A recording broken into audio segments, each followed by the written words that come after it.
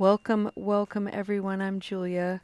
I'm one of the facilitators of the Spokane Sangha, and it's such a joy to be here today.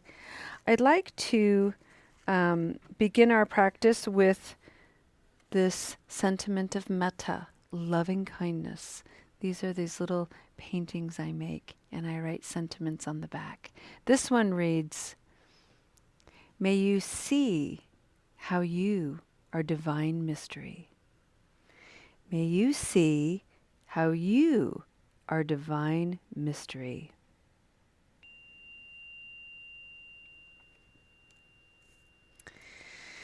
And let that just roll around in the mind for a moment as you allow an inward gaze. You can take a noble posture by sitting cross-legged, soft belly, straight, strong spine. Close your eyes if it's comfortable. Bring your attention to the breath, the anchor of many, many meditation practices. One of the things that I love about focusing on the breath is remembering that all of life breathes. So when you connect in with the breath, you connect in with all of life. And it is a tangible enactment of belonging.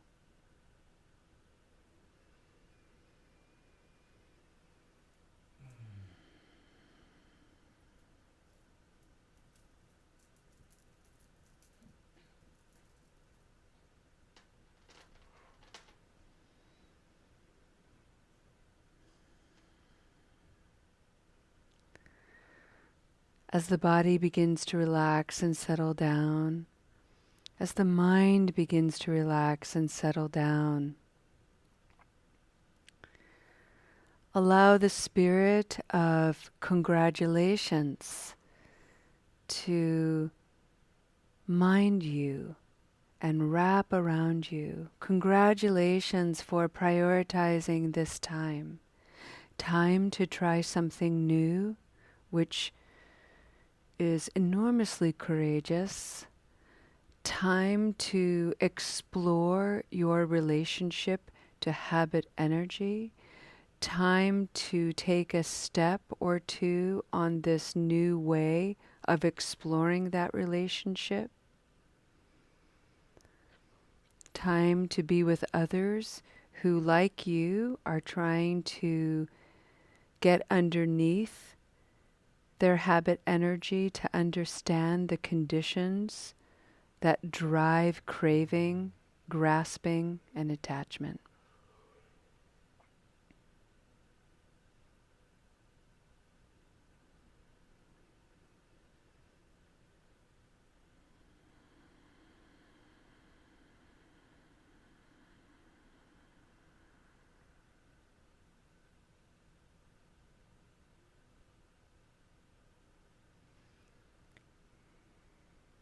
If you're online and at home, if at any time during this meditation your body can no longer hold stillness, turn your camera off and feel free to move.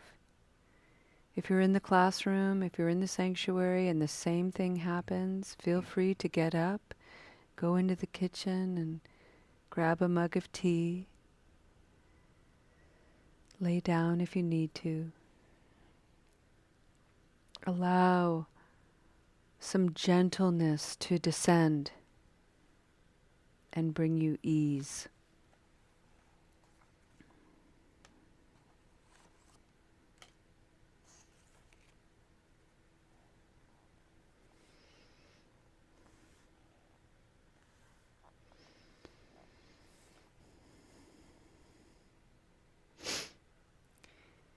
These are the words of Thich Nhat Hanh. To love is to understand.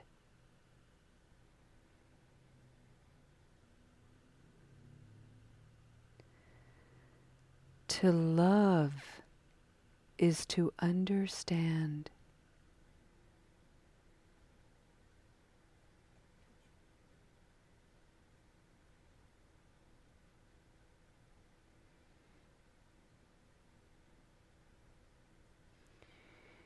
he also writes, understanding is the very foundation of love. If understanding is not there, no matter how hard you try, you cannot love. You have to understand the other person, and by doing so, naturally, you will love them.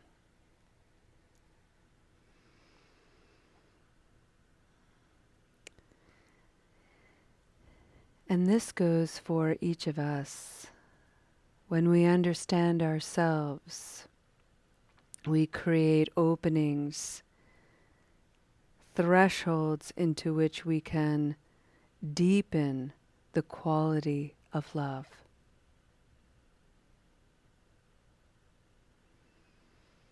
The Buddha knew this thousands of years ago, and the first aspect of the Noble Eightfold Path is wise understanding. And the Noble Eightfold Path is sort of bookended, and it begins with wise understanding, and it ends with wise concentration. And so we're going to take a few moments of silence together and just allow the idea of understanding to roll around in the mind. Allow the mind freedom to wander. Freedom to consider, what does it mean to understand? Maybe you're puzzling on something. Maybe you are having to make a difficult decision. Maybe you're making a career change. Maybe you're really trying to get at your substance misuse. Wise understanding, one of the things I love about it is its invitation to take an indirect approach. I like to call it the back door. We're so determined sometimes to address everything head on, and that's beautiful, but sometimes overdone. And sometimes it's best to take a quieter, more subtle approach. Enter in the back door or a side door. Notice what you notice.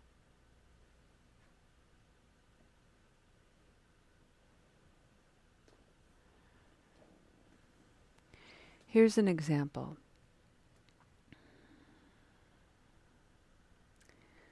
Let's say that one of the ways you have been talking to yourself about your habit energy and stopping is to use a quality of voice that's a little bit aggressive and a little bit harsh.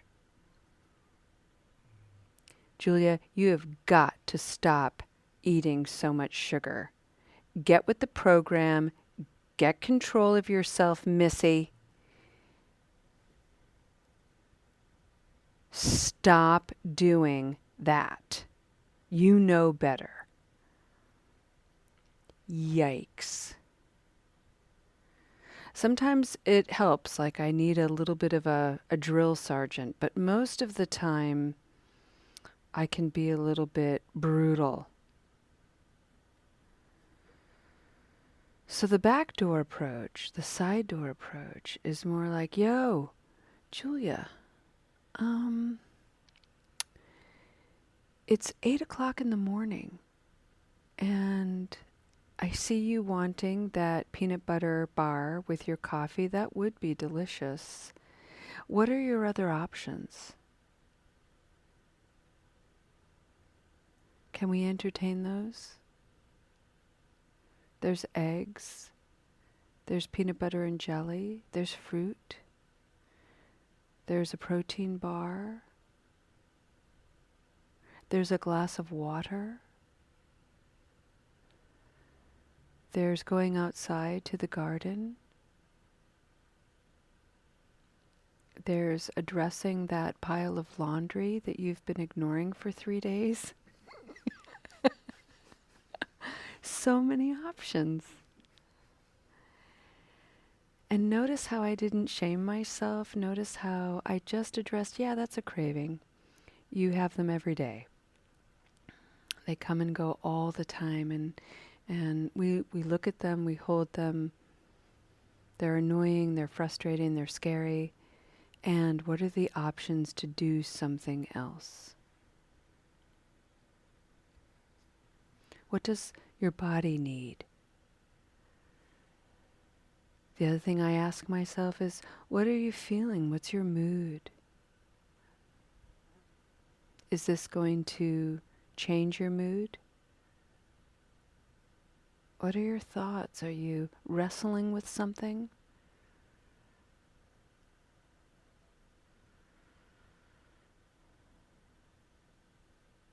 What are your perceptions in this moment and the stories you're telling yourself? So the indirect approach invites us to engage the four foundations of mindfulness: body, emotion, thought, story. And just look at ourselves as this whole complex human being that, yes, I'm having a craving for something, but there's more to it.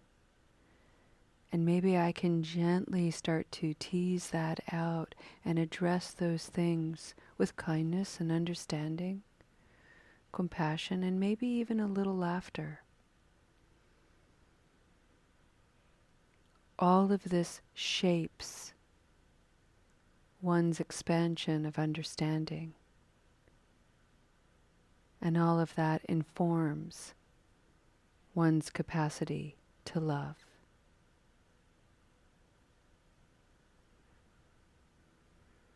Let's enjoy some silence as we take this in and see what arises as wisdom for each of us.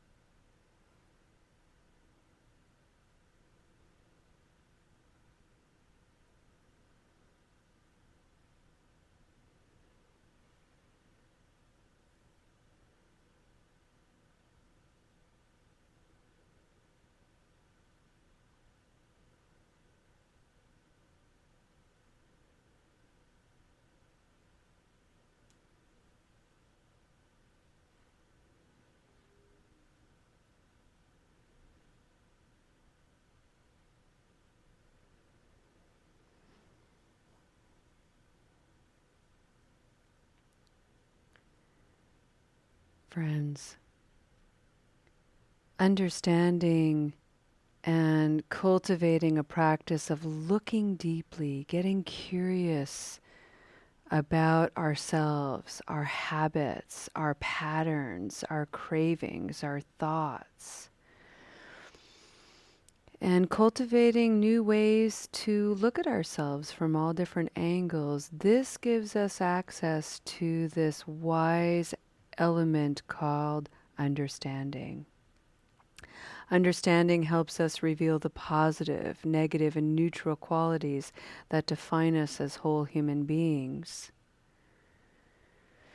And this unraveling and this revelation happens in the spaciousness of love, where everything about us is acknowledged, accepted, held.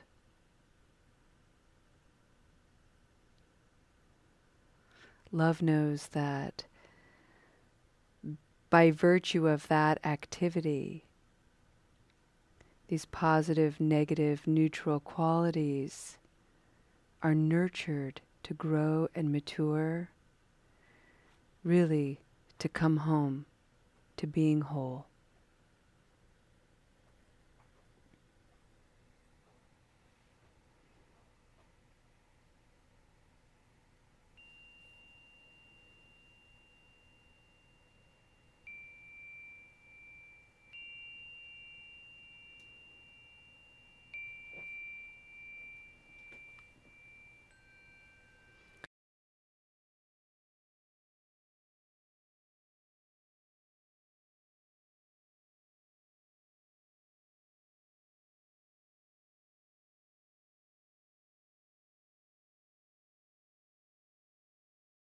Let's go ahead and end our practice with a dedication of merit.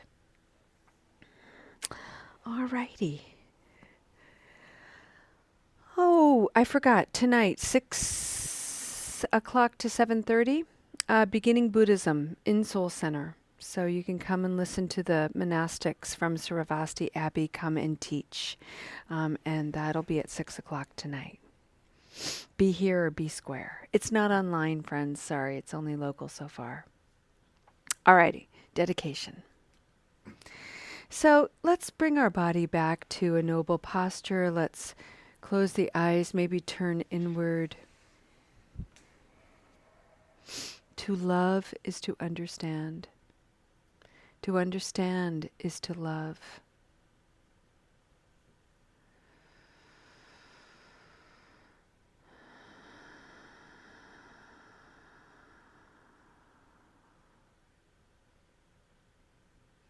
Just let that settle in.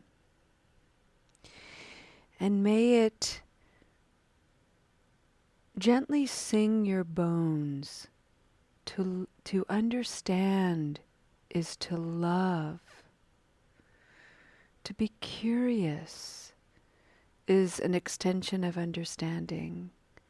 To wonder, to accept, also extensions and branches of understanding, all of which unfurls and blossoms in the spaciousness of love.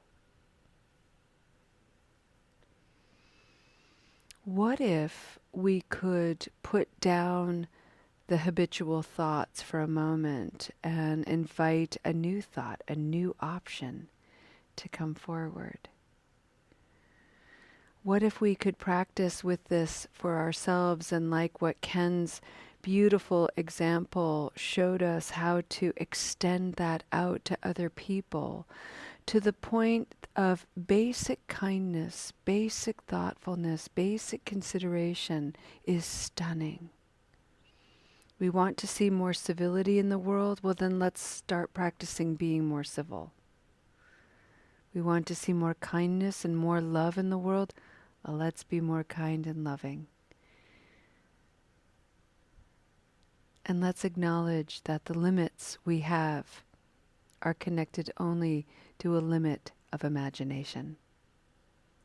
Thank you for leaving your beautiful practice here today as a blessing in this space. May you have a wonderful afternoon. We'll see you next time. Namaste.